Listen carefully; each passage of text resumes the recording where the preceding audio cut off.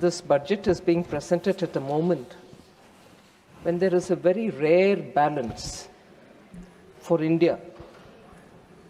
And this kind of a moment doesn't come too many times in history.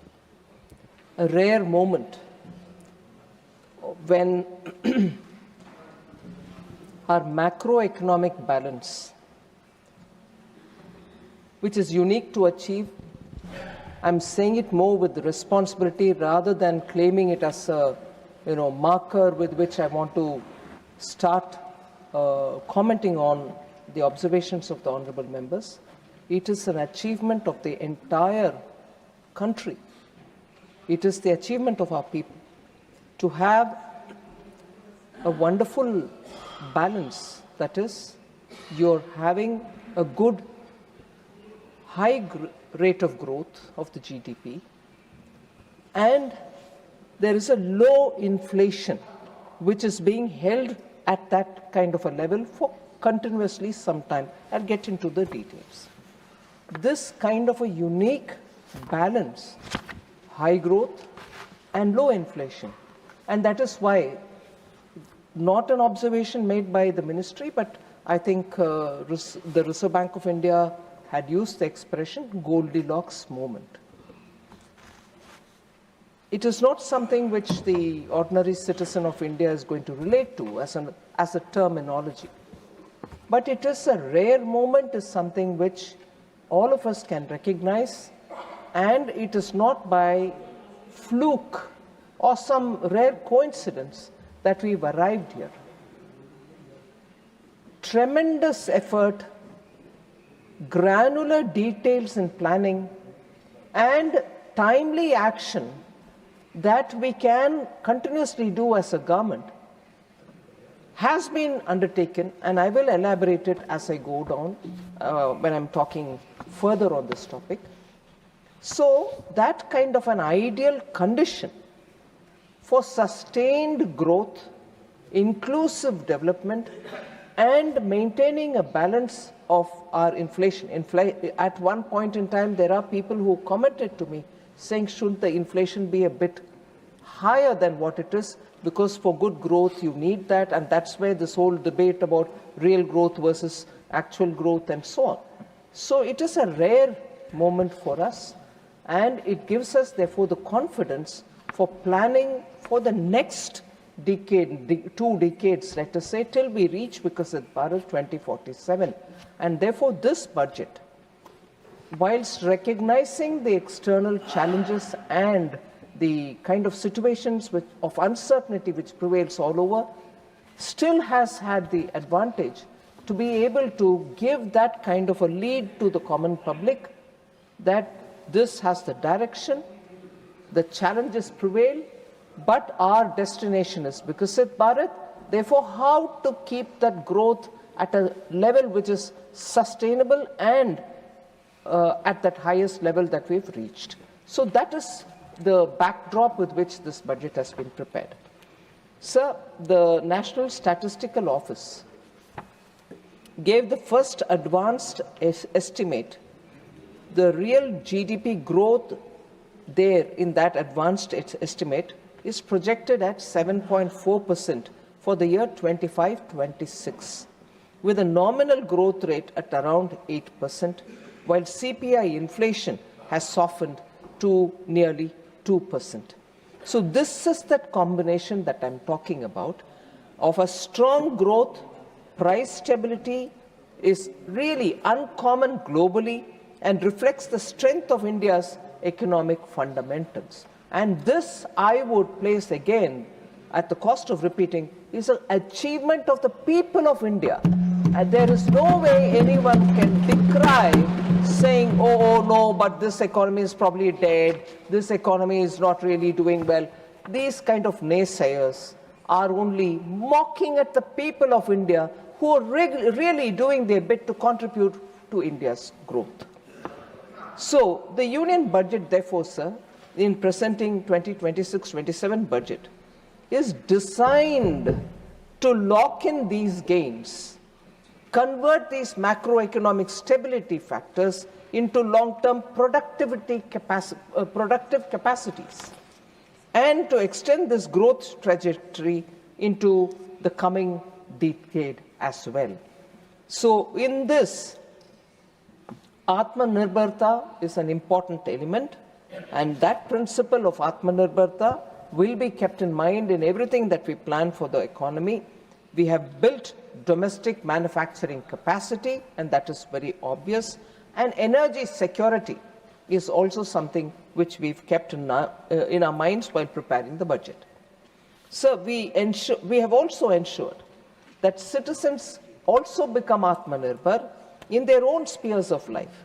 So ease of living, when we say that we have taken measures for ease of living, when we support employment generation, when we improve agricultural productivity, and when we increase the household's purchasing power, these are all conscious steps taken by us, resulting in these aspects of our life, and therefore all services will have to be now be available for all citizens so that they are able to chalk their own course.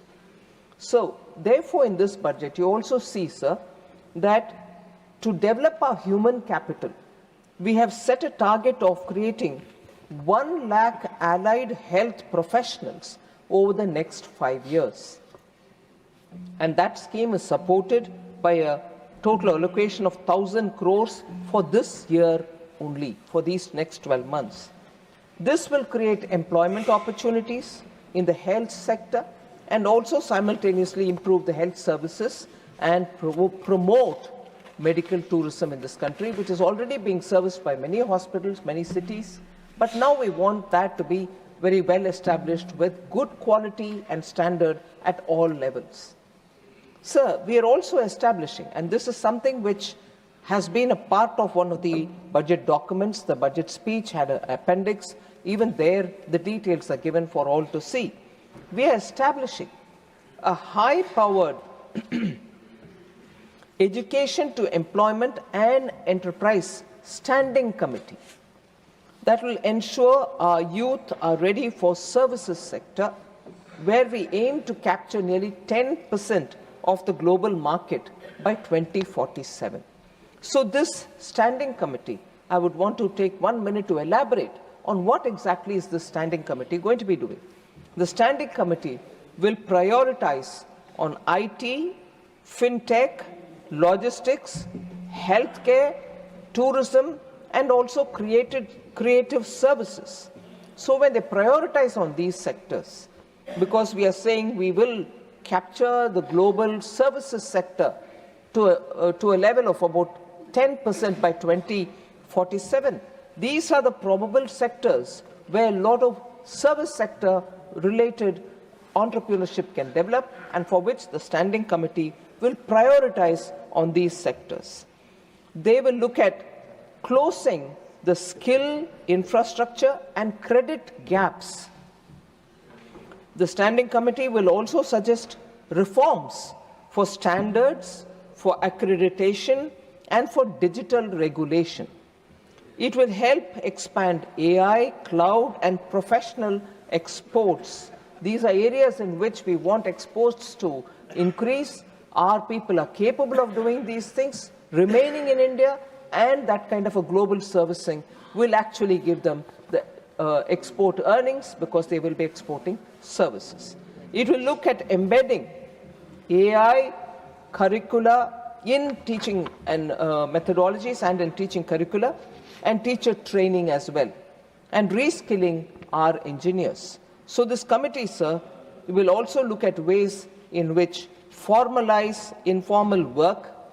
So informal work to be formalized, what are the ways in which they can do via digital credentials. So all your skilling, getting ready with people who are ready to become entrepreneurs would all now have a great value addition in their curricula with AI and digital learning as well.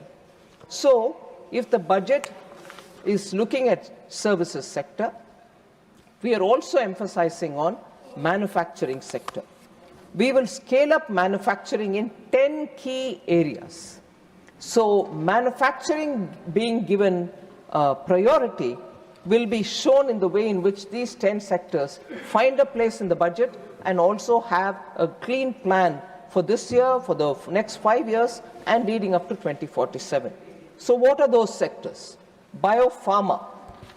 Launch of Biopharma Shakti with an outlay of 10,000 crores to make India a hub of biological medicines and biosimilars. Second, semiconductors. Launch of India's Semiconductor Mission 2.0, the second edition, to produce equipment, materials, and design Indian IP. The Electronics Components Manufacturing Scheme has an outlay, and it has been increased to 40,000 crores. So that's the second, sir. The third, rare earths. Establishment of rare earth corridors in mineral-rich states like Odisha, Kerala, Andhra Pradesh, and Tamil Nadu for mining, processing, and manufacturing critical minerals. That's the third, sir. The fourth, a new scheme to set up 3 dedicated chemical parks to enhance domestic production and reduce imports. Fifth, capital goods.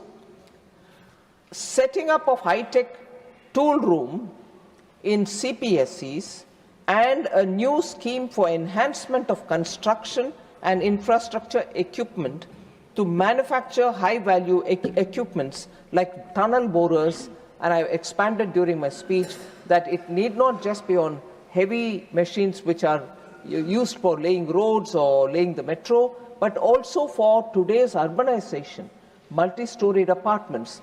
Many of the operations are today becoming mechanized, street maintenance. For all of them, you need machines which have to be heavy-duty machines which have to be produced and made in India. But in the meanwhile, we've also allowed a certain level of imports for some of the components and machinery and for them to set their manufacturing here. Sixth, sir, container manufacturing.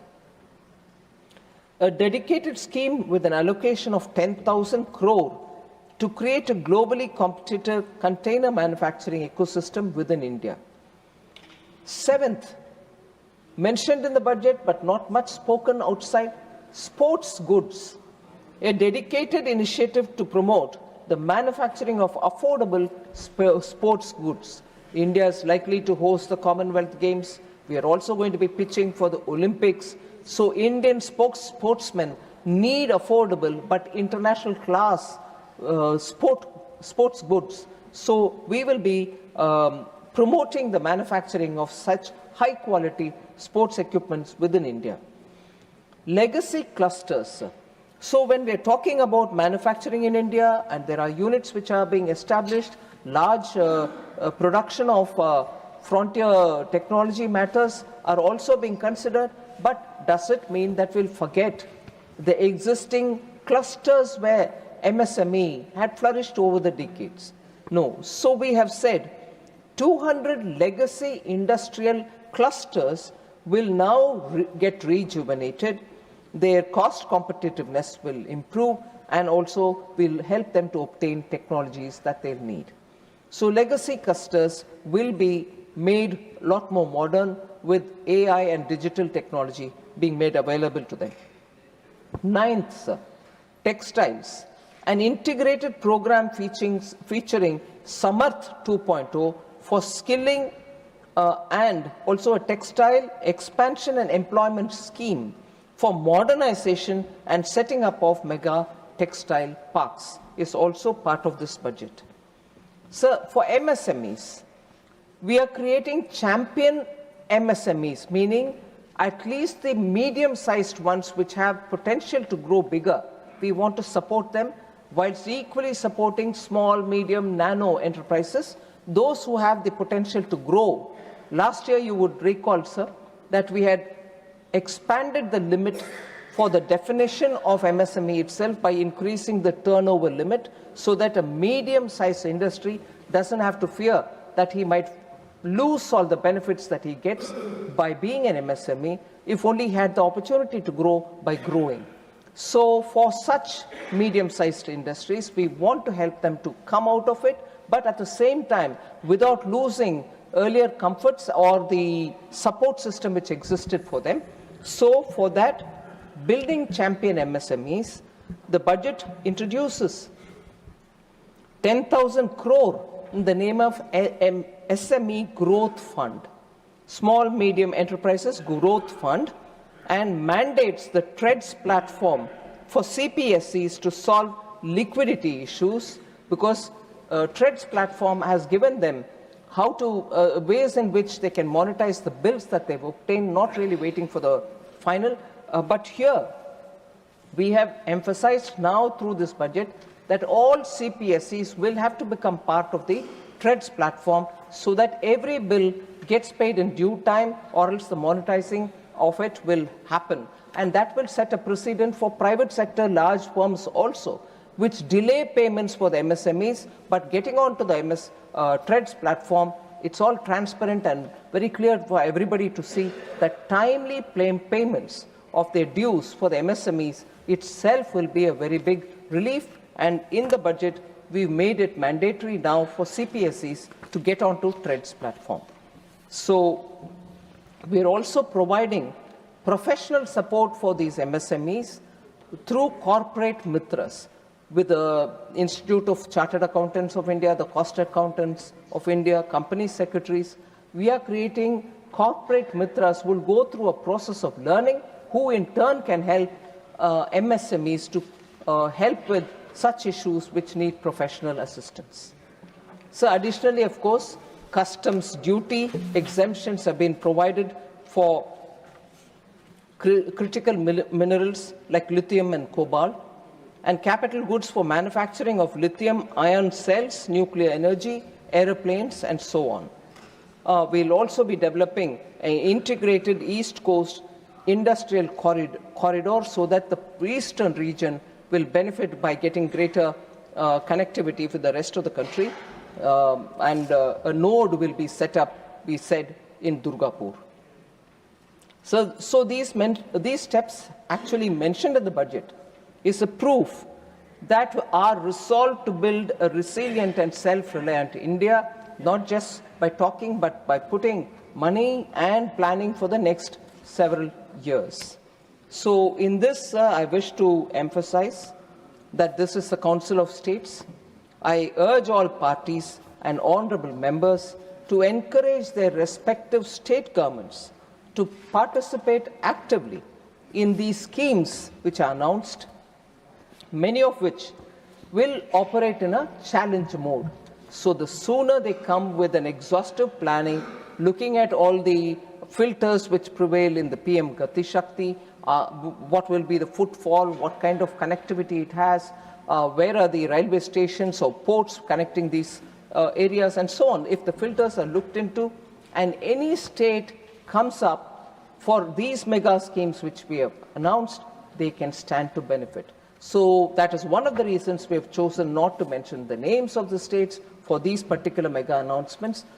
Any state can qualify and come and in the challenge mode benefit from it. Sir, since I'd rather get to answering members and their issues, I'm not going to talk about the receipts and the expenditure. One point that I would certainly want to highlight is, whilst gross receipts, non-tax receipts are all mentioned in the budget speech itself, banking and credit availability, in order that industries can grow, has also seen a considerable growth. The total credit has expanded by 13.8% in the current financial year. That is, as of 15th January 2026, for the year ending 31st March 2026. The non-food bank credit has grown 13%, and the non-bank credit, that is the NBFCs, has also shown a growth of 15.4% in the same period. So the high-level Committee on Banking for Vikasit Bharat will comprehensively review the banking sector and align it with the next phase of growth for India.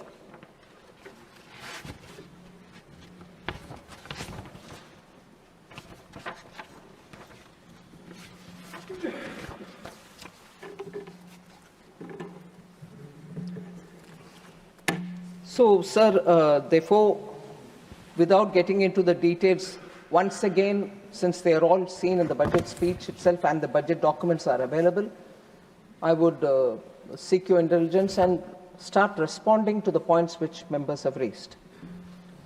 Sir, central government is slashing funds allocated for various schemes and therefore is able to maintain the fiscal deficit number as given. So several prominent speakers who spoke about slashing of funds at the revised its estimate stage. So leading them to conclude that public finance is not managed well, or it's a deliberate attempt, I would think, to mislead the House. It's not right to say, sir, that we have slashed funds, and I will get into the specifics. Before I get into the specifics, I'll also give a bit of a background. In the past, sir, success was measured by how much money was pushed out of the treasury, regardless of whether it was actually being spent or not. Money is allocated, money is given, it's gone there, it's lying there, whatever be the outcome.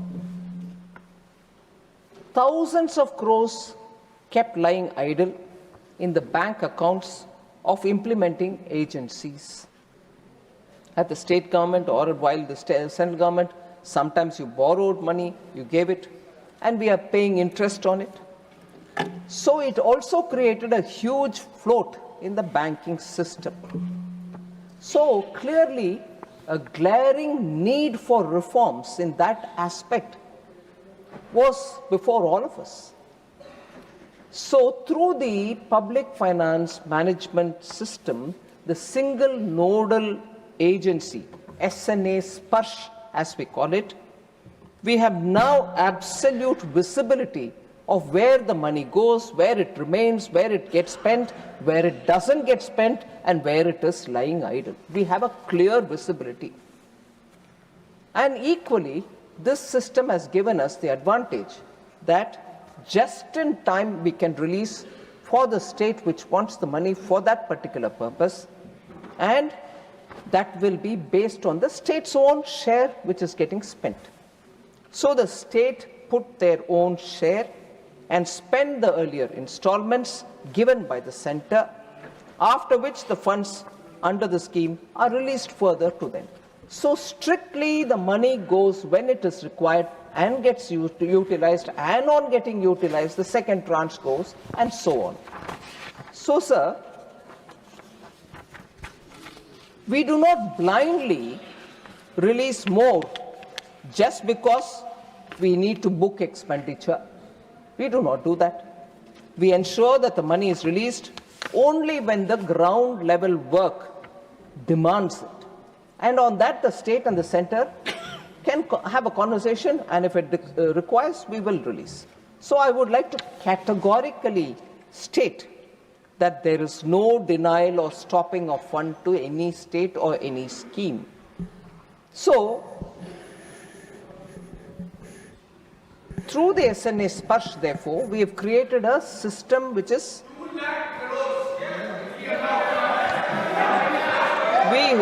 we have installed such smart slab fixed by the leaky pipes.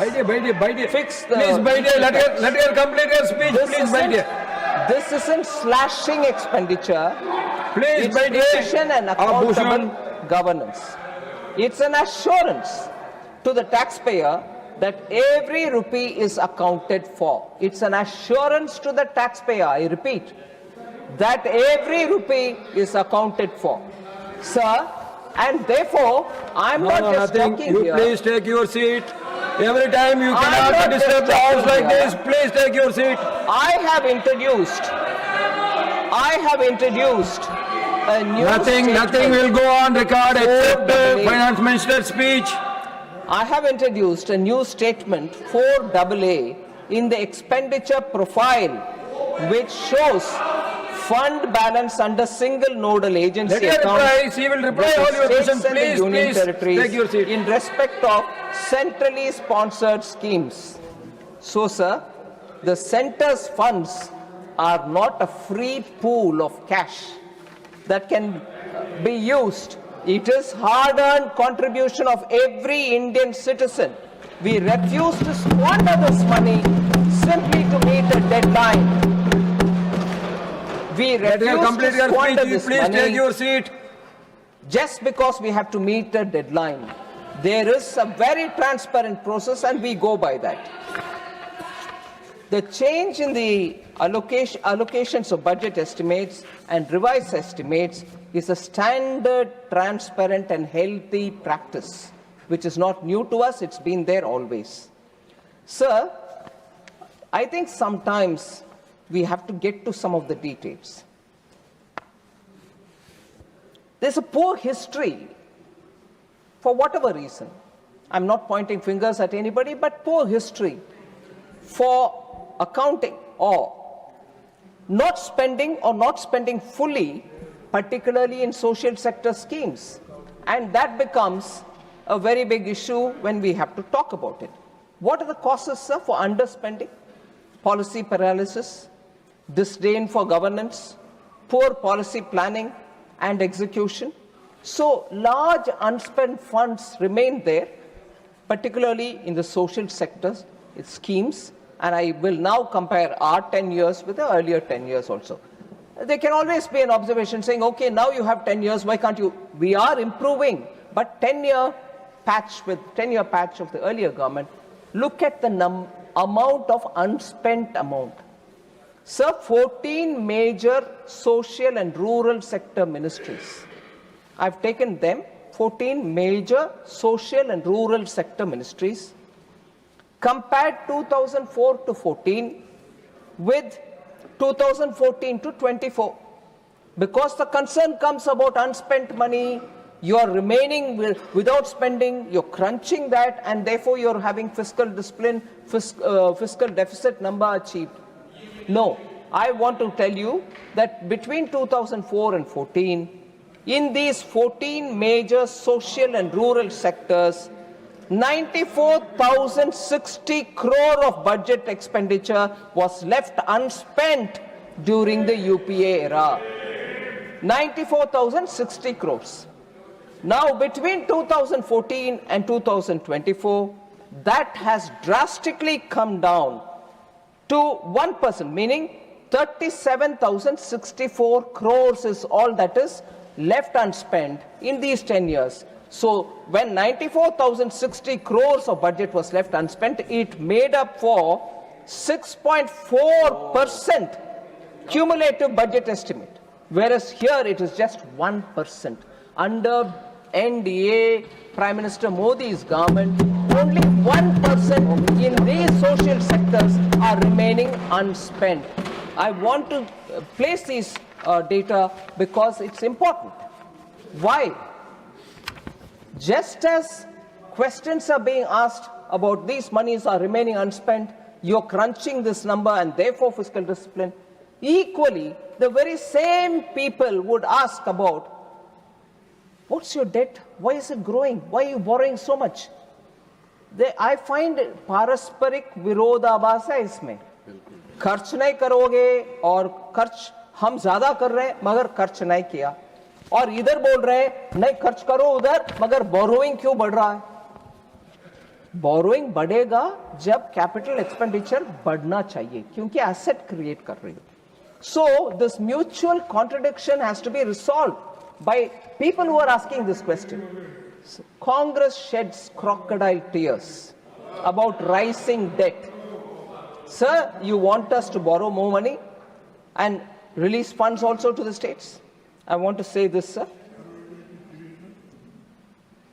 Government cannot borrow excessively. That's a principle which guides us.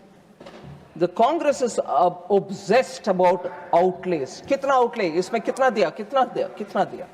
मगर हम तो मांग रहे हैं कि पैसा भी देंगे मगर आउटकम भी दिखाओ. सो कांग्रेस को खर्च के फिक्र है, हमें नतीजों का फिक्र है. Naysayers, of course, will say, oh, this budget is parsimonious. Not at all. If you are conscious of the penny or the rupee, the paisa that you're collecting from an Indian citizen and wanting outcomes, you will have to be careful about how monies go, when they go, how much goes. And that is exactly the principle with which the prudential public finance management, which Prime Minister Modi guides us, is be sure that my money is not lying idle somewhere. You should know why it is lying idle, get the outcomes there. So that is the route with which we are going, sir, so that the zamana of 15 paisa only goes out of that money which is being sent to the state. Oh, chala gaya.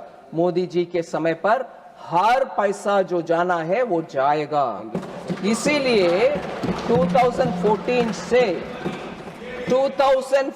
से more than 48 lakh crores have been spent on various or have been sent directly through DBT to various beneficiaries. And because it is DBT, we have saved an estimated 4.31 lakh crores from falling into wrongful hands. That saving is very clearly paisa not being allowed to go to hands which don't have a right to receive that money. That is possible only because we have made the entire process digital and transparent. So 48 lakh crores have gone to people who need to get it, and that's not a small achievement, sir. Technology has helped us. I should concede that. So Congress party announces big, spend blindly without even accountability, without any accountability, borrow more, and ruin the fiscal discipline, which is not the story under Prime Minister Modi's leadership. Fiscal discipline, equally without giving attention to people who need those welfare projects. I will repeat that one particular scheme through which this argument holds validity. Oil bond issue, sir, which was created during the UPA time. We will be paying that even now. We are repaying it even now. My grievance with oil bonds, sir, is that it was never reported in their budget. कुछ और नहीं है, bond race करना है, race करो, तो क्यों budget में बोला नहीं है? उसको क्यों कारपेट के अंडर पुश करके छोड़ दिए? वो है. इसीलिए the basic principle of responsible budget making is something which we have steadily, and I'll tell you in a bit, how every year we've brought in greater transparency in our budget making process. Sir, another allegation is schemes have been announced without any budgetary allocation. Announce karte ja rahi ho, uska paisa nahi de rahi ho. So I want to say, sir, budget speeches give a policy directive also, other than announcing schemes, or it may announce schemes with allocation, and sometimes it may allocate resources a bit later. So announcing schemes without allocation itself is not saying the truth, complete truth. I would like to say, sir, the number of instances when budget speeches earlier made had announcements with no allocation. But before I go into that, I will like to elaborate on, in this budget, 16 new schemes have been announced with allocation. 16 new. I can leave the list on the table, sir, with your permission, for any member who wants to see. 16 new schemes with allocation, and 4 schemes where existing schemes have been given top-up amounts as well. So 20 schemes with allocation, new ones 16, and 4 existing getting top-ups. But the earlier examples of UPA, where budgetary announcements were made, no allocation were made, that wasn't criticized worthy at that time, but when we do it, it's criticized worthy. But I see budget documents as budget speeches as much more than just giving schemes and allocation. They are also setting the direction. 2005-06 budgets, sir, UPA governments. Manufacturing competitiveness program was announced as a new scheme with no financial outlay. Skills development initiative in the same budget was announced, no financial outlay. Mumbai as a regional financial center was announced in the same budget, no outlay. National Institute of Securities Market. It's a policy directive, and I can recognize that that's not a scheme in that sense. It was a policy directive given to a regulator saying, set up your own Institute of Securities Market. And that was only right. You couldn't have allocated anything. So, several announcements without outlay, sir. But no, it is sin when we do it. Tea industry regeneration. I want to say this now very clearly because I quote this from the 2005-06 budget. But मैं जरूर इसको बताना चाह रही हूँ क्योंकि waste Bengal में चुनाव है, असम में चुनाव है. मैं बात बोल रही हूँ 2005-06 में टी सेक्टर के लिए कुछ अनाउंसमेंट हुआ. टी इंडस्ट्री का रिजुविनेशन के लिए टू फाइंड एंड उसके लिए वो सेक्टर क्राइसिस में है. सो गवर्नमेंट वुड, मैं कोट कर रही हूं उधर, would examine ways and means of introducing a program for massive replantation, unquote. कोई बजटरी एलोकेशन नहीं था उस समय. वो ठीक है, मगर इधर एक आध स्कीम का अनाउंसमेंट हुआ क्योंकि उसमें कारण है, मैं कारण भी बताऊंगी, मगर वो गलत है. ये क्रिटिसिज्म हमारे ऊपर डालने से पहले कम से कम उनके अपने बजट ही देख लें. Please have a look at the budgets which you have announced, in which many schemes went about without any allocation. 2012-13 UPA budget, sir. Credit guarantee fund for education loans. No financial outlay. And that was setting up a fund for ensuring a better credit flow to students who wanted to take money. No outlay. Credit guarantee fund for skill development. Again, 2012-13 budget, no monetary allocation. National Mission on Food Processing, no financial outlay, even in that 2012-13 budget. Irrigation and Water Resource Finance Company का घोषणा हो रही है, मगर उसका भी allocation कुछ भी नहीं बोला गया. ये सब ठीक है, मगर हमारे यहाँ जहाँ 20 स्कीम्स का एलोकेशन के साथ घोषणा होती है, एक आध में जानबूझ करके एलोकेशन नहीं है, मैं कारण बताऊंगी, मगर वो गलत है. एक कैसे क्रिटिसिज्म हो सकता है sir?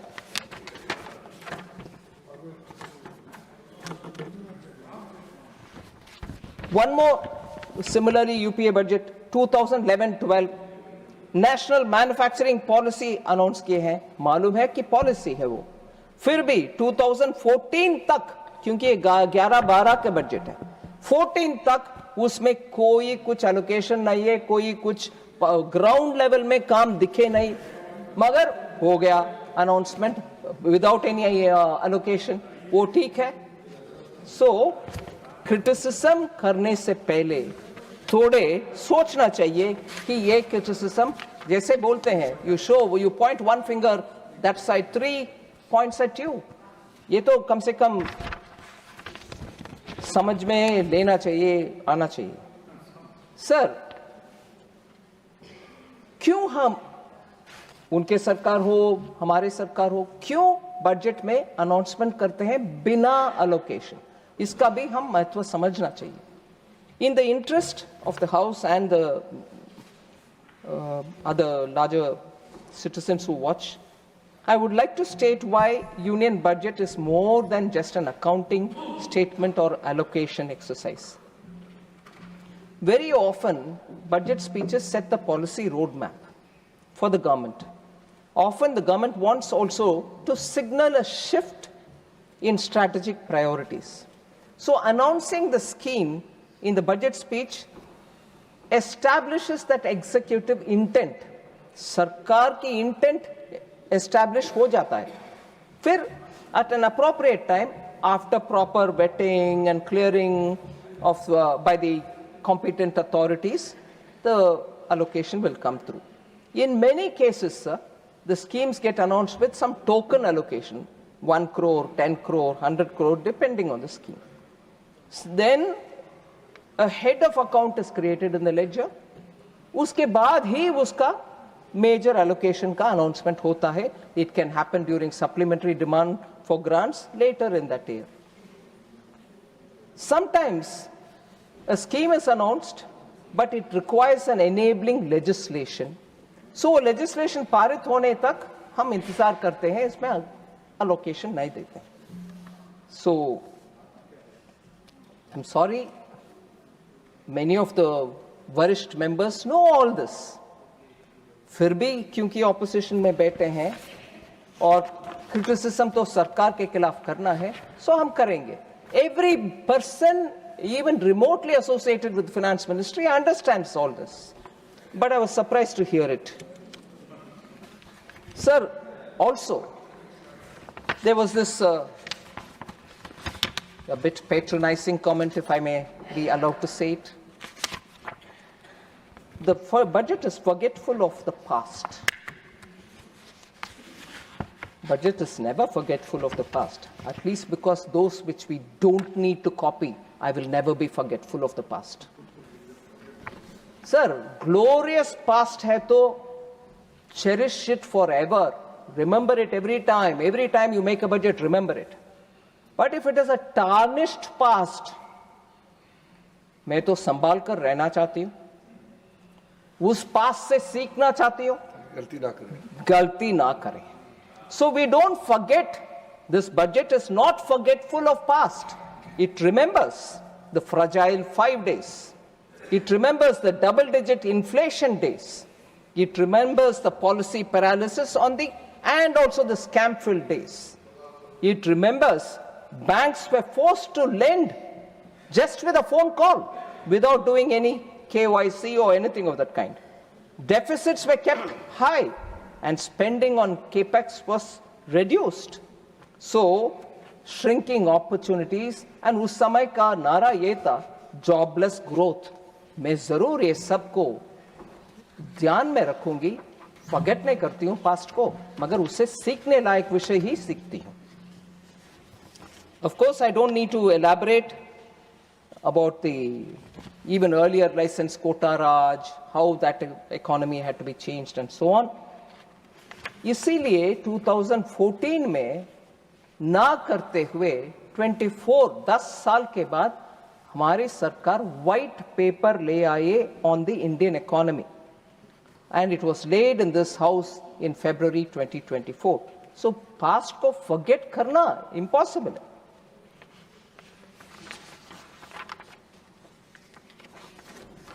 So now I want to just say, I'm not sure how to take this. Former FM P. Chidambaram ji, in 2023, addressing the audience in a media conclave, had said that he credited the BJP-led NDA government for its single-minded focus on containing the deficit and on debt management. He said it in 2023. And today, in 2026, that circumstance which he took into consideration and gave this comment has actually only improved. It is actually only improved. So there's no way that comment which was given in 2023 can be changed. If anything, appreciation will have to be more. But today, we find that you're finding fault with our debt management. It doesn't add up. So then, I move on to talking about, again, debt to GDP, which was raised by, I can't see the honorable member, Raghav Chadda. So, this is not a new change, sir. When we are focusing on debt to GDP, it's not a new target. There was an amendment done in 2018 to the FRBM Act. In that itself, that change was brought in. So I just want to inform the member that if he had not noticed it then, it's worth noticing that it is not new. Also, sir, the point that the middle class is being sandwiched was raised. I'm sure many honorable members thought they had some common cause with that allegation which was being made. I want to very clearly bring the data out to say The conclusion that the middle class was being sandwiched was being made because personal income tax collections exceeded the corporate tax. That is fundamentally misdiagnosing the situation. There's no evidence of middle class suppression. Actually, there is enough and more evidence of historic middle class expansion and formalization driven by the economic reforms that have been undertaken in the last 10 years. High personal income tax collection is not necessarily middle class being crushed. I'll give you the reasons why. There are more people today with income that is taxable. More income is visible and in the formal sector, and it is being reported. So the economy is no longer narrow, and it's not just confined to the elite. Middle class basket is widening. Between 2013-14 and 24-25, the number of taxpayers, that is, people filing returns or with TDS deducted, rose from 5.26 crore to 12.13 crores. So within the last 11 years, more than doubling has happened in the income taxpayers' numbers. So obviously you learn more from it. And what is the growth therefore, sir? CAGR of 7.9%. So that is the largest structural expansion of the middle class in this country. So suppression cannot happen if the tax net is widening, and if the net itself is widening, it's not because of suppression. People are coming on board to pay. And coming on board to pay, not because we are bringing more rates. On the contrary, even as this expansion is happening, income tax limit has increased to 12 lakhs for everybody, and for those in salaried class, 12.75 lakhs तक आपको tax पे करना ही नहीं है. So suppression का बात कहाँ आती है सर? अगर 12.76 लाख तक salaried class को टैक्स ही पे करना नहीं है, कहाँ है suppression? Second, standard deduction has also been enhanced. New tax regime has simplified filing and due diligence करने वाले काम को भी simplify कर दिया. Next generation GST rationalization has also lowered household costs. उनके monthly खर्च कम हो रही है क्योंकि GST में हर item का rate कम हो गया है. Inflation also is at a historical low. So somewhere middle class के ऊपर ये शब्द suppressed cannot coexist with real incomes rising and with record low inflation. And there is an upward mobility of workforce as well. So ये थोड़ा मुझे समझने के लिए fact रख रही हूँ sir. So I move to Honorable Member Wilson. He said, rising debt again. Itna debt, it's not good. So, I just want to highlight the fact, sir. The principle is one, we have to take care of reducing debt, whichever be, center or state or everybody. And in this, not a member of this house, but with your indulgence, I like to quote the former Chief Minister of Tamil Nadu, Edappadi Palaniswamy Avargal. He said, and I quote, "For 73 years, successive governments in Tamil Nadu accumulated roughly 5 lakh crores in total debt." 73 years it took 5 lakh crores to be accumulated. But in just 4 years under the DMK government, since 2021, 4.56 lakh crores have been added to this pile. 73 வருஷத்துல பண்ண அந்த அமௌண்ட்டை 4 வருஷத்துல பண்ண கணத்தை இவங்களுக்கு போகணும். So அது Tamil Nadu state government oda borrowing ಜಾಸ್ತಿ ಐತೆ ಪೋಲ ಆನ central government She is just giving a reply to you.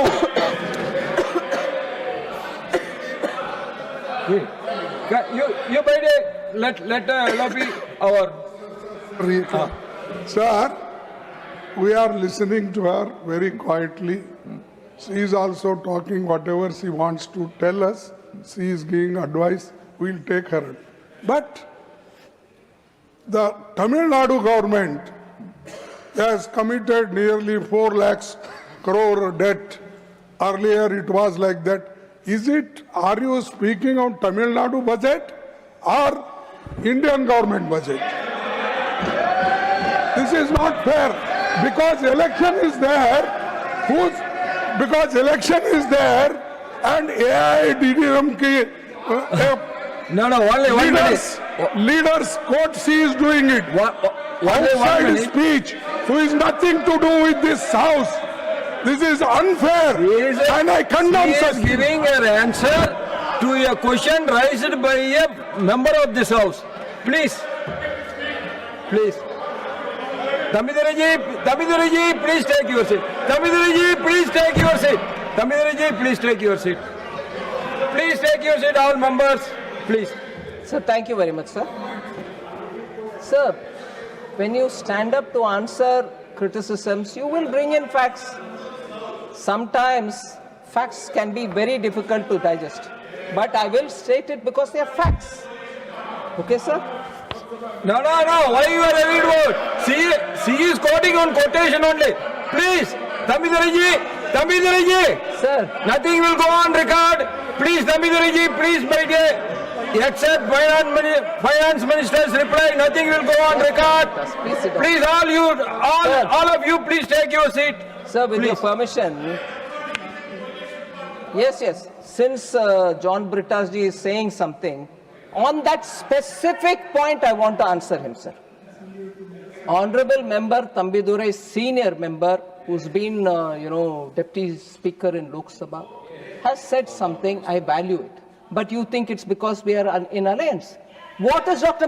Shri Mallikarjun ji Kharge standing up for DMK then? Is it not also alliance? Yes. So that's okay. This is not. What is that? John Britas, keep off. So for all of you, Don't you say that here. Bitaji, for all of you, our opposition leader has given the answer. Please, Yes, my dear. that's all right. I Please. take it. The moment Minister, please address to me. Please. Sir, Chairman, sir, Nothing will go on record except the Sir. finance minister's reply. Please, due my dear, respect please, to my the dear. LOP, the moment he stood up, I sat down to hear his view. So I respect it. But if there are insinuations that because they are in coalition we are speaking, that is also coalition, sir. Oh yeah, that's also in doubt now. Oh, John Britas, that is in doubt. I correct my statement because Congress is not sure whether they have to be with DMK or not. Finance minister, Okay, and in Kerala too, you Honorable can finance minister, please address to me, please. Sorry. Tamiduriji, you please take your seat. All of you, please take your seat. Please. Sir, now I'll specifically answer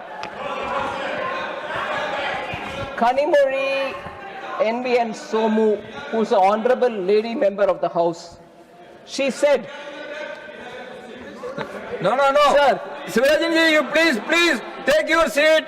She is replying to another member's speech. Let her reply. Honorable member Kanimori had raised, Tamil Nadu there's nothing for Tamil Nadu in this budget. Sir, I just want to mention what is in this budget and maybe answer her question. So, what did Tamil Nadu get? High-speed rail. Chennai is a major node with 2 high-speed corridors. Hyderabad to Chennai, Chennai to Bengaluru. Second, sir, rare earth corridor.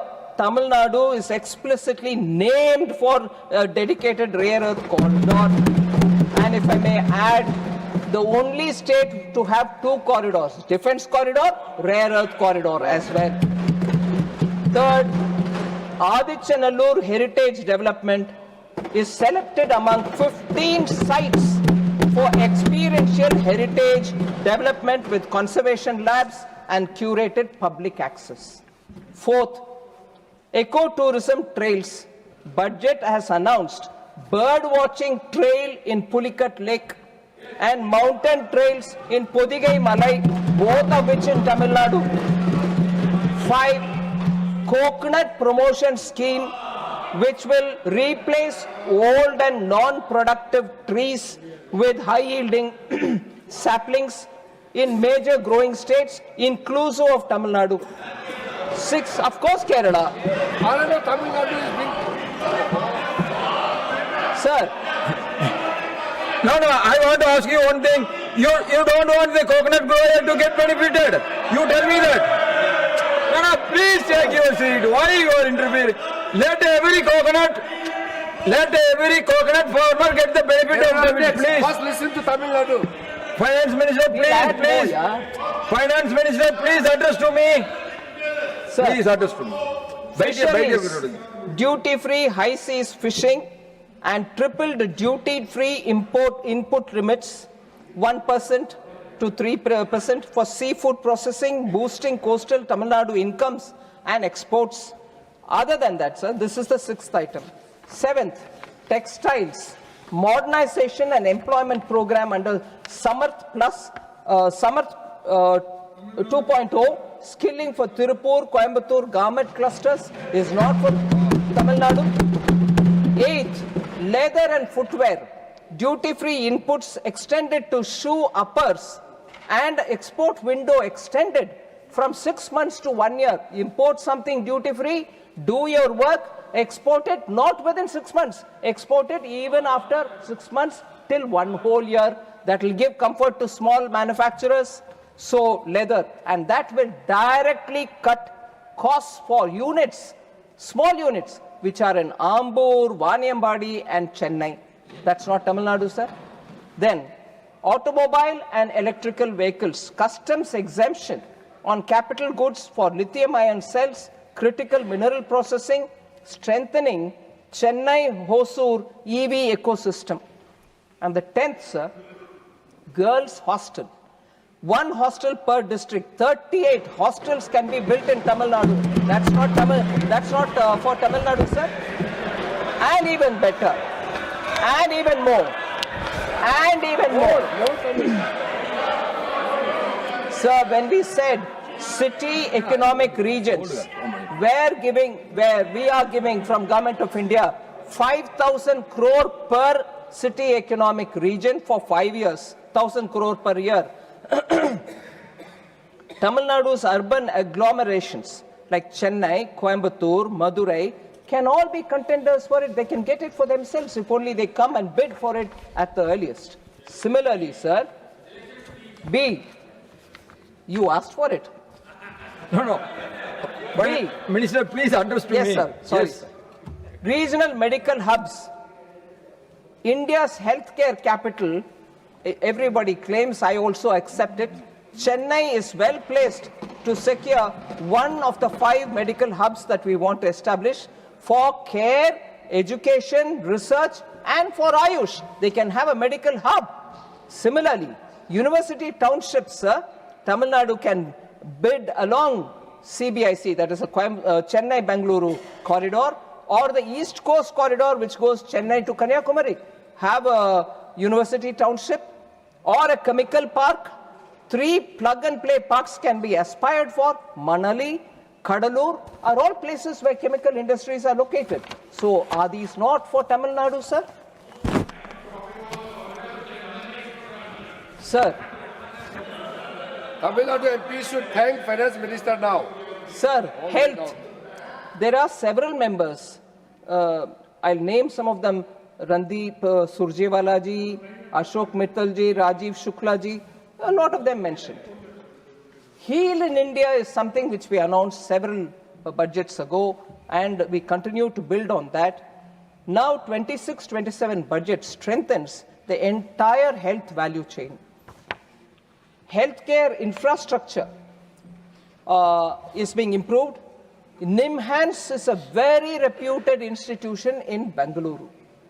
We want to build one such an institution somewhere in the north. And whichever state wants to bid again can aspire to have it. Other than that, the institution which exists in Ranchi will be upgraded. Other than that, the institution which exists in Tezpur, both of them will be made regional apex centers. So we are improving on the infrastructure.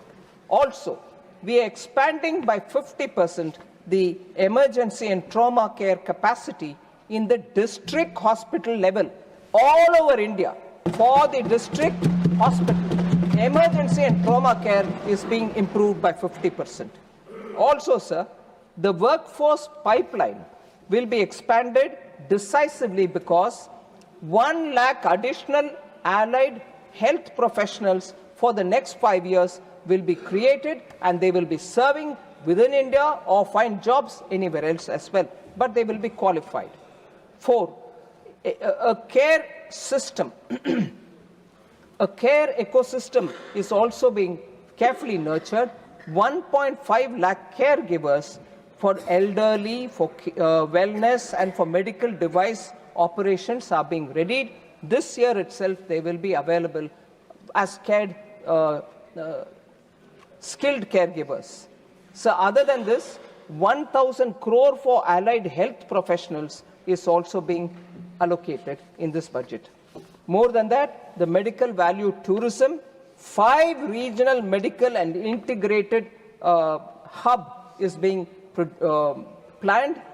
It will combine hospitals, education, research, diagnostics, and Ayush facilities. All of them will be available in that large hub. So, India wants to position itself as a healthcare destination. Other than this, the 7th point on healthcare, on health sector, Biopharma Shakti, 10,000 crore mission is being created with 10,000 crores being provided. And that will take care of getting biologics and biosimilars, particularly for diseases like cancer, diabetes, chronic diseases, life-threatening diseases, and so on.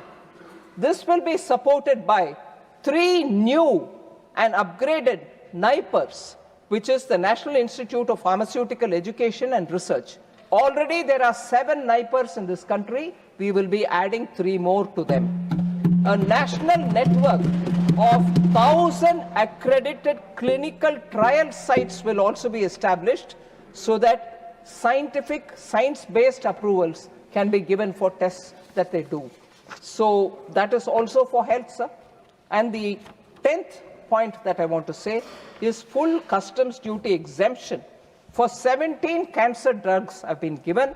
Inclusion of 7 additional rare diseases have also been made so that duty-free medicines can be brought for them. Reduction of TCS on medical treatments, treatment remittances which go out of this country through the LRS. People send money because they have to go get treatment. For that also the TCS has been brought down from 5% to 2%. Then 11th point for healthcare. 3 new All India Institutes of Ayurveda will be set up in this country.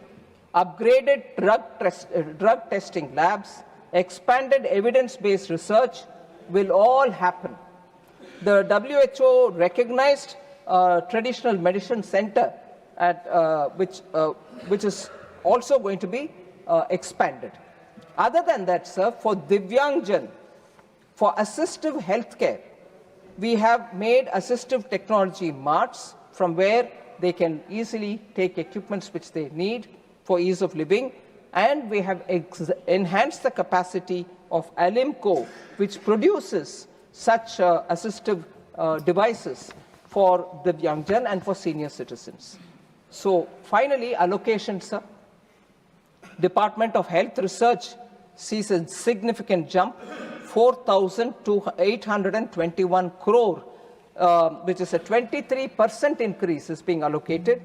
4,200 crores is being given for PM Abhim, which actually is for improving health infrastructure in the states. So that also goes towards state. It is not being kept here. We recognize that health is a state subject, but despite that, we will enable them to improve on the health infrastructure.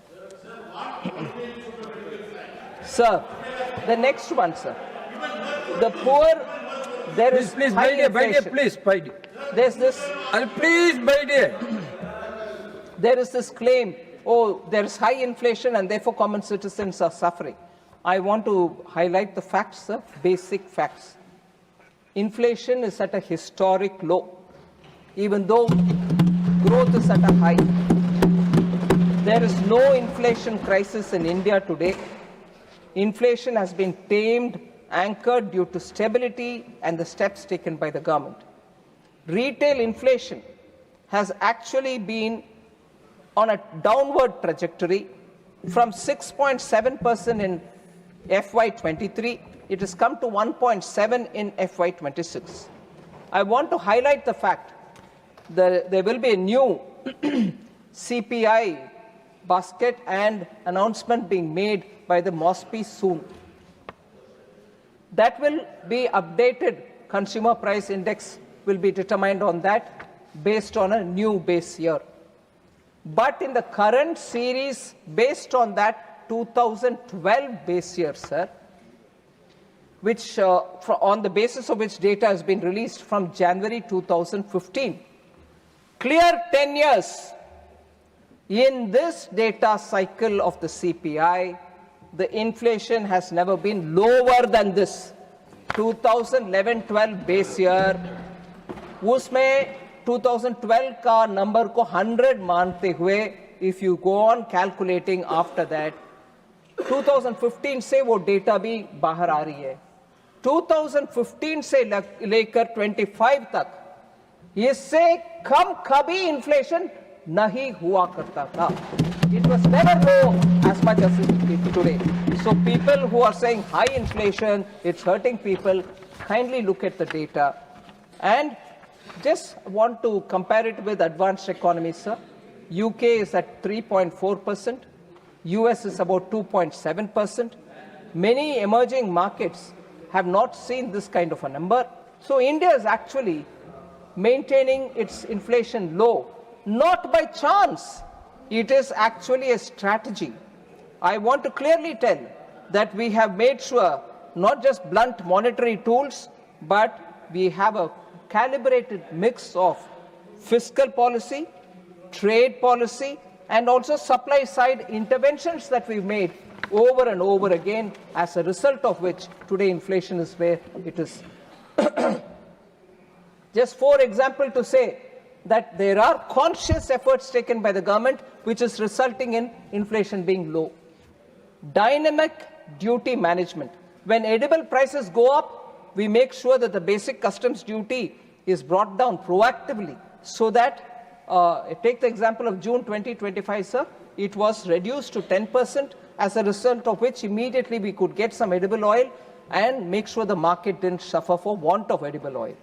So when at the same time, in case the price comes down too much, that our farmers might get affected, we quickly go in and raise it so that farmers don't get affected. So dynamically managing duty on commodities which can come into the country. Second, actively maintaining a buffer stock so that as and when the prices are likely to go up, we release the stock and calm the prices down. This is actually validated by data in the last 4-5 years. We also have made sure that railways will make sure logistics is provided for edible items which have to move to different parts of the country at a lower price. Every commodity going on the road with diesel costs and truck and logistics delay might increase the price. So we have ensured that railways will be the route through which many of these goods will move to different parts of the country. So that's also part of the dynamic management. Third, sir, GST rate rationalization. All of us have spoken about it. We kept doing it in piecemeal. At one go in September 2025, I will thank the GST Council. Unanimously, the rates were brought down for across the board to all common man items. And the fourth, sir, we give support to agriculture. India recorded a historic cereal production of 3,320 lakh tons in 24-25. So when our annadata are producing and giving, we are able to also make sure that the prices come down. No, announcement come morning. No. Sir, inflation control thereby, inflation control has been completely, because of the dynamic system with which we are working in tandem with the RBI, it has been kept below the tolerance band.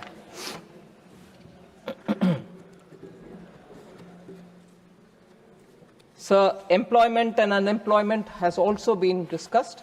I would like to place the facts, sir. Indian labour market is undergoing a structural transformation with record low unemployment. India's unemployment rate has actually fallen structurally, you can see it, from 5.6% in 2017-18 to 3.2% in 23-24. It's actually unemployment has come down. The economy is actively absorbing labor. In Q2 of financial year 26, which is the current year, sir, 56.2 crore people were employed. Just in this one quarter, 56.2 crore people have been employed. 8.7 lakh net new jobs have been created in just 3 months.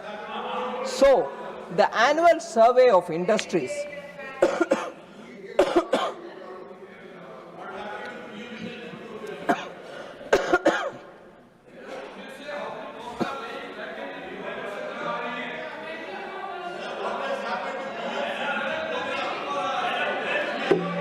She will come every point. Please take your seat. Please let her take her water. Please you take your seat.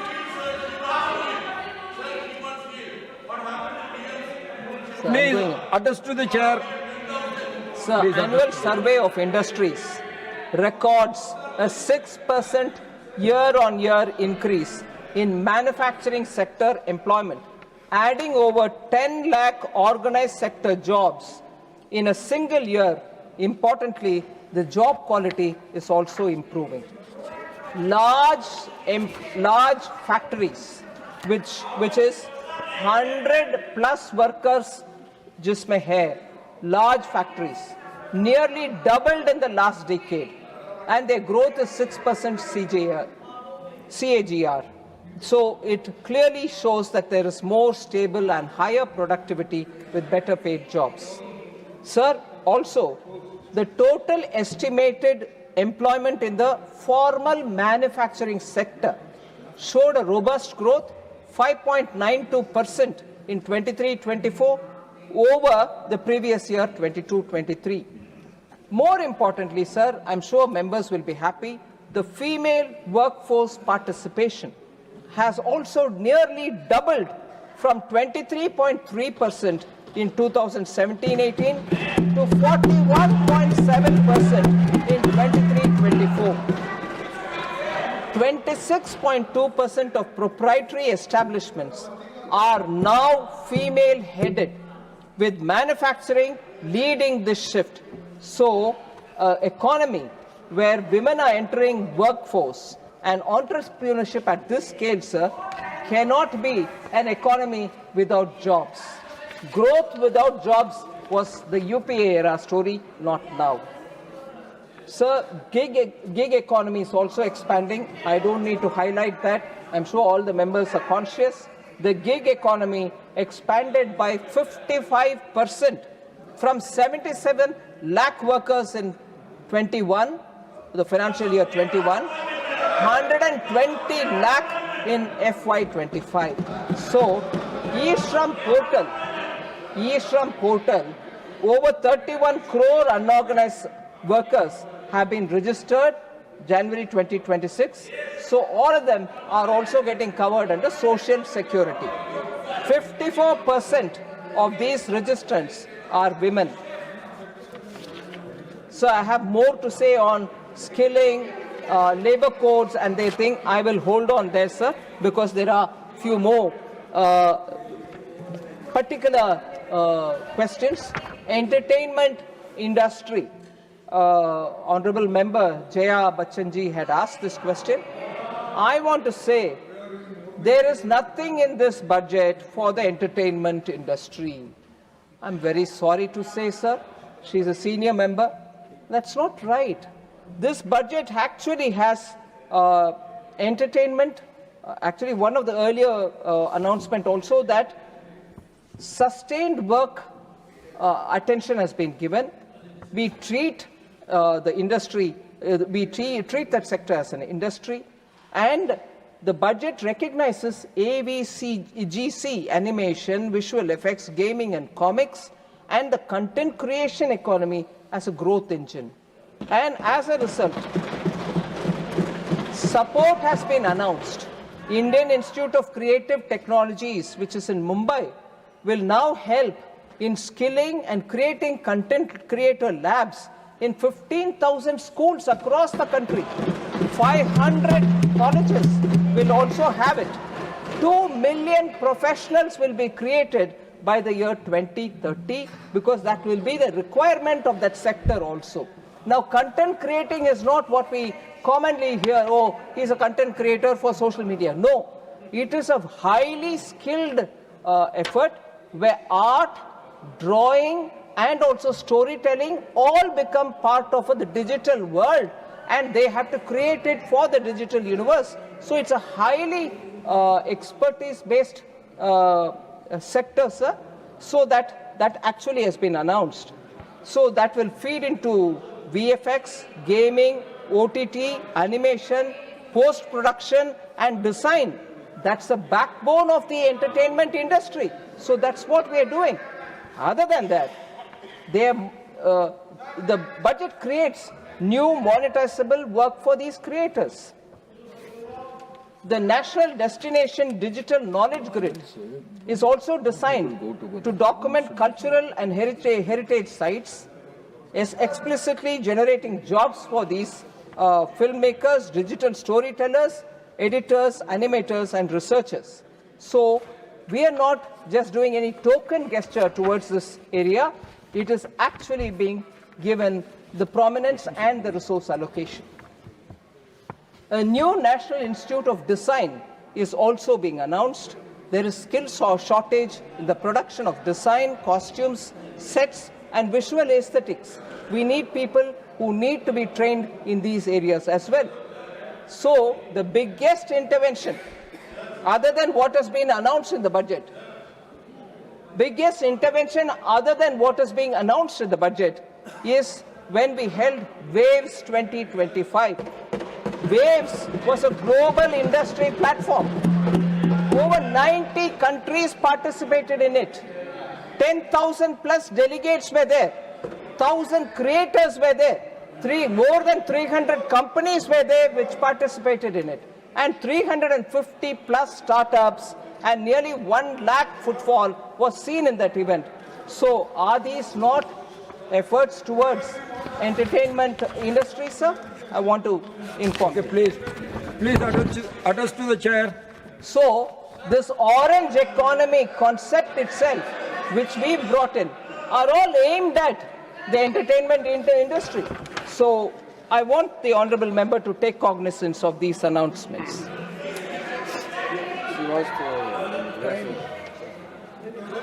See, are you yielding for Jaya Bachchanji? आराम से. Please. Sir, अगर आप जो मैंने कहा उसको अगर ठीक से पढ़ें, आपने बहुत अच्छा जवाब दिया. You're a great storyteller, ma'am. Congratulations. For us, great entertainment. But I have also talked about tickets. देखिए, मैं चुपचाप खड़ी थी, आप लोग don't do this.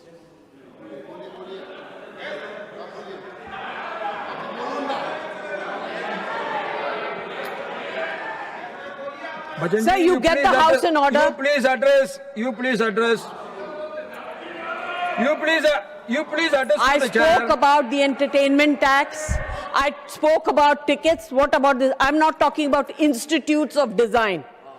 I'm talking about the industry, entertainment industry. We are some of the highest tax-paying individuals of this country. Okay, man. you please take your seat. What a No. Minister, we have to go for another business is waiting. Sir, I thought I have quoted the honourable member's observation when she said, let me finish now. You please attest to me. Now that you asked something more, I have to... Honourable Minister, please attest to the chair. Honourable Minister, please attest to the chair because another legislative I business is there. understand, Please, sir, but please. I have to do justice. You Therefore, please attest to the chair. Sir, I want to highlight the facts, sir. I have not finished because there was new question asked, and I will have to answer that as well. Sorry? You know what? समझ में नहीं आता है तो मत Sorry. सुनो. You don't understand. Let Finance Minister speak. Finance Minister. Please. Nothing will go on record. Nothing cross-talking will not go on record. आप बैठिए, please, आप बैठिए. Honourable members, please बैठिए. Honourable Minister, please address to the chair.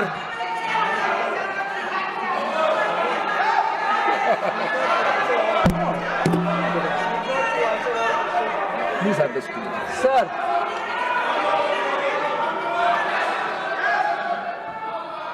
Sir, there was an honourable member who had raised an issue and I was giving an answer. Maybe the honourable member is not satisfied and therefore she stood up and mentioned something more. And I will certainly attempt to answer that as well. But if this is objectionable and there are commentaries and finger pointing, doesn't behove well. No. You please take your seat. Nothing will go on record except Finance Minister's answer. No. This is not correct.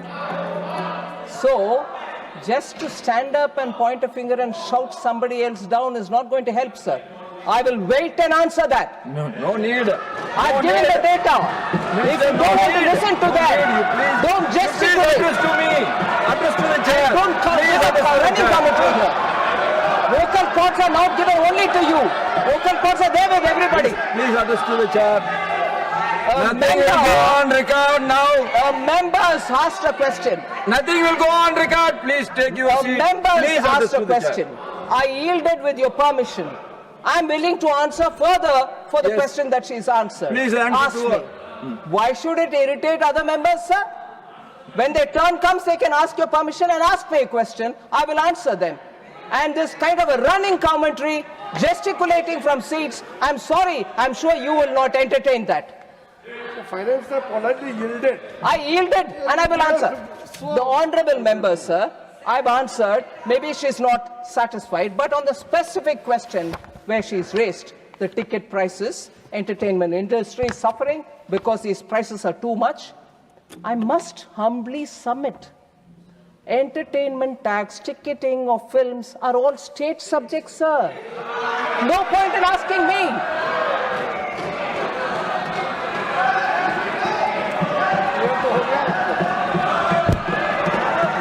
Further, sir.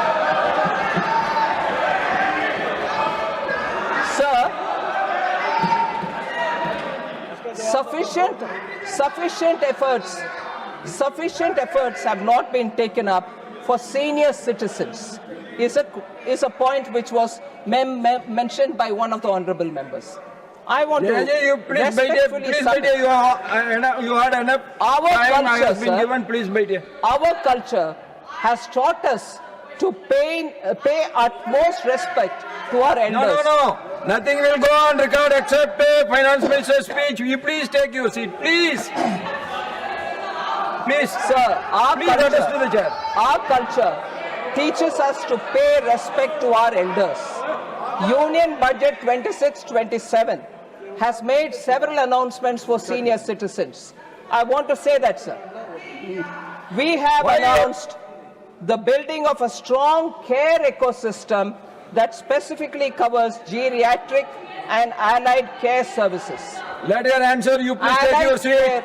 No, you please take your seat. Let her This answer. includes- Let her answer. You please take your seat. This No, includes- this I am not going to allow. You please take your A seat. target No. Jayabhajanji, this is too much. You please take your seat. Sir, this includes a target to train 1.5 lakh multi-skilled caregivers, which will benefit the senior citizens. Geriatric care is what we have openly said in this budget. Also, we are ensuring professional support is available for the elderly.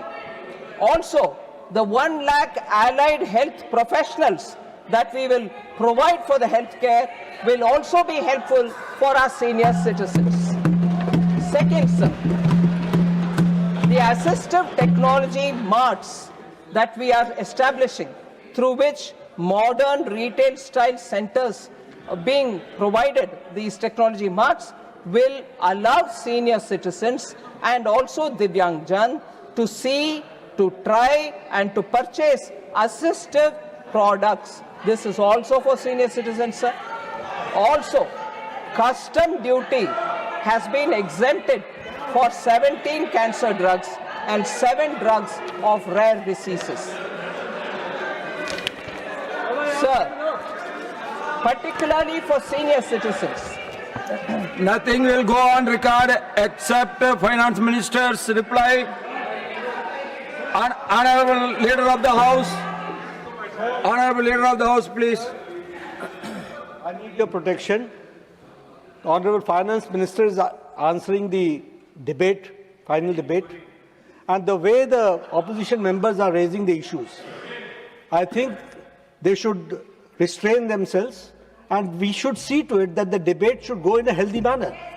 She's answering, Honorable Minister is answering every... No, Please, madam, more please, madam, I clusters. respect you. You please take Please your seat. respect my words You also. please take your seat. Please respect my words also. She is answering every question, and even she has yielded thrice. Sir, I think don't. There is no need for the...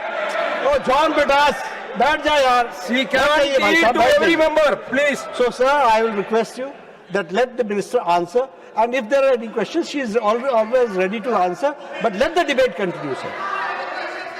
Honorable Minister, please address to the chair, yes, please. sir. Sir, so senior citizens are being taken care of, and every budget announcement has something for them. In fact, the BJP manifesto, sir,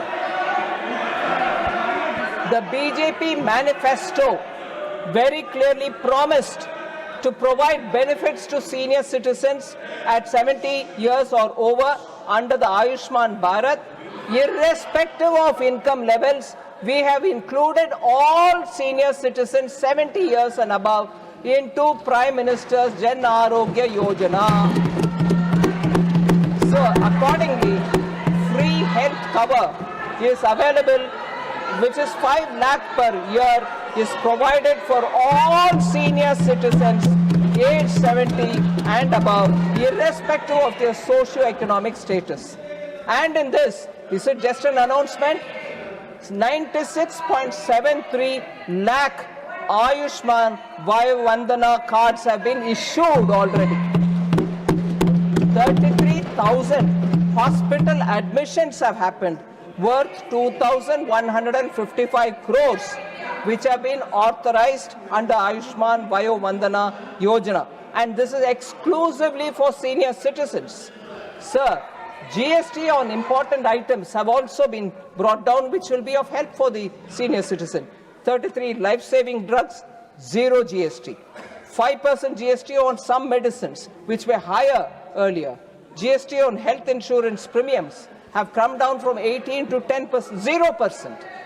GST corrective, the corrective spectacles, lenses, contact lenses, all of them have been reduced to 5%. So, actually, senior citizens, I have several things which I want to bring to the notice of the honorable member. Sir,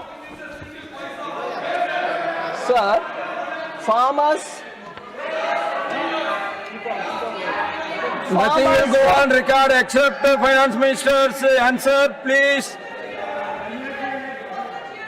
So I want to mention this. Very actually drawing our attention. You cannot take your seat, please. No. I have not permitted you to speak. You please take your seat, please.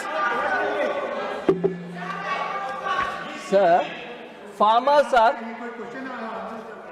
There was an observation which will be very pleasing for all of us to hear.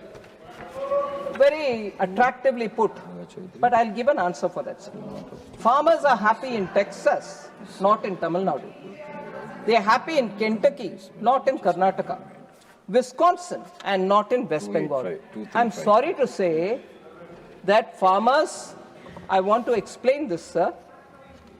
He's clearly admitting by naming Tamil Nadu, Karnataka and West Bengal and saying farmers are not happy there. The India alliance ruled states are farmers are unhappy. They have to take care of it. The member said farmers are happy in Texas, not in Tamil Nadu. Happy in Kentucky, not in Karnataka. Wisconsin, not in West Bengal. All three are ruled by India alliance. They should talk among themselves and say why are they unhappy. But sir, coming to this point, agriculture is a state subject. Union government works for Sabka Saath, Sabka Vikas. But there are governments, like in West Bengal, which do not implement the schemes intended for welfare of the people. Please, only 1 minute. I want to make one general observation. Under Rule 235(9), that no member shall not obstruct proceedings, hiss or interrupt, and avoid making running commentaries when speeches are being made in the council. Kindly follow that rule, please. Sir, agriculture is a state Please take your seat. Madam, you please take your seat. You please take your seat. Please. So address to the West chair. Bengal does not implement the schemes intended for welfare of the people of the state just because it is financed by the center. So how can we be held responsible? I'll give you a concrete example, sir. Welfare of the tea workers. The Pradhan Mantri Shramik Protsahan Yojana. The Pradhan Mantri Shramik Protsahan Yojana was introduced in the budget of 21-22. It was for the welfare of tea workers. The scheme for the welfare of tea workers, particularly women and children, for bettering standards of education which is available for them, for bettering the health services which are reaching them, and for housing infrastructure facility, the government came up with this scheme. Assam, sir, has already implemented the scheme and utilized 293 crores. The West Bengal government has refused to implement the scheme. Now, if they are unhappy, the farmers, is it our blame? We came up with a scheme. Utilize it for them. Farmers in the chai bagan are unhappy. Is it because of us, sir? So if you don't implement for a program meant for poor people, and then you say, you know, we are disadvantaged, you're not helping us. I want to say the welfare of 3.79 lakh plus tea workers, the welfare of 3.79 lakh plus tea workers, why should the scheme be stalled for 5 years? They have stalled it for 5 years. And therefore, now if farmers are unhappy in Bengal, who's got to answer them? There was a scheme brought in. Similarly, Ayushman Bharat was brought in. It would have helped even, leave alone those people who are staying in Bengal, benefiting from their own state scheme. At least when they go out to work in other states, Bengal citizens would have got the benefit of Ayushman Bharat wherever they are. No, but we don't want to. But they will come and accuse again for a wrongdoing which happened, maybe one-off case, which happened probably in Telangana or in Tamil Nadu, where they were called with names, Bengali-speaking people, that becomes a big issue. Now you don't want to benefit these migrant Bengali workers from getting the benefit of Ayushman Bharat? That's not your duty? But no, we will come here only to criticize. Sir, concluding, sir, coming to the end, sir, lot of people, lot of honorable members kept saying you are not funding schemes which were announced. Like for instance, I heard a member from Telangana saying there's no money to... He is answering only to your questions. You please take your seat. Nobody is hating Bengalis. Everybody is liking Bengalis. You please take your seat. I heard a member of parliament saying that they don't get money for the turmeric board. I want to say, sir, the allocation for this is included under the spice board allocation, which has been provided an allocation of 156.89 crores in this budget. So turmeric board also gets the money. Sir, subsidy cut in food and fertilizer, petroleum and so on. Members have said that. I want to say that the total outgo on major subsidies, namely food, fertilizer and petroleum for 26-27 is 4.1 lakh No, crores. Rajaji, by sitting you are making running commentary. That is not good, please. In the last year. This year, it has gone up to 4.1 lakh Please crores. don't do that. Please don't do that. Similarly, I come to the end by quoting the expenditure on education, saying it's gone up from 41,000 crores to 93,000 crores during the between the period 2014-15 to 26-27. I've spoken elaborately on the allocations for health, defense, and also social welfare, sir. So, with this. Thank you very much for giving me the opportunity to respond.